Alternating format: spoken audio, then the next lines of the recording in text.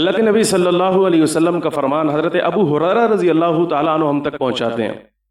وہ عرض کرتے ہیں رسول کریم صلی اللہ علیہ وسلم نے ارشاد فرمایا کہ عورت جو ہے وہ 3 کام کرے، پھر جنت کے جس دروازے سے چاہے داخل ہونا،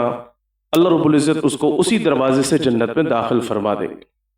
پہلا کام، آقا کریم صلی اللہ علیہ وسلم نے ارشاد فرمایا کہ عورت 5 وقت کی نماز کی پابندی اختیار کرے۔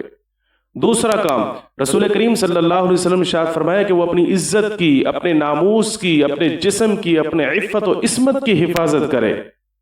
اور تیسرا کام، آقا کریم صلی اللہ علیہ وسلم ارشاد فرما رہے ہیں کہ وہ اپنے خاوند کی جائز کاموں کے اندر اطاعت کرے۔ یہ 3 کام جو عورت کرے گی، اپنی زندگی کا معمول بنائے گی، اس پر پابندی اور مواظبت اختیار کرے گی،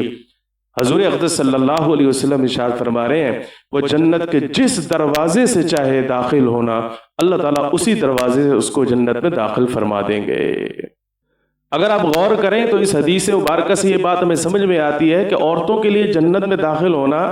انتہائی کم عمل کے باوجود بھی انتہائی آسان ہے۔ مردوں کے مقابلے میں اگر دیکھا جائے تو عورتوں کو کم عمل کی ترغیب دی گئی ہے، انتہائی کم اعمال کی بنیاد پر بھی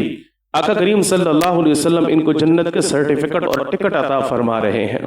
صرف 5 وقت کی نماز کی پابندی اختیار کر لے، عام طور پر سستی ہوتی ہے تو اس کی پابندی اختیار کریں۔ خاوند کے جائز کاموں کے اندر، ناجائز کاموں کے اندر نہیں، ناجائز کاموں کے اندر کسی کی بھی اطاعت جائز نہیں، چاہے وہ والدین ہوں، چاہے وہ بچے ہوں،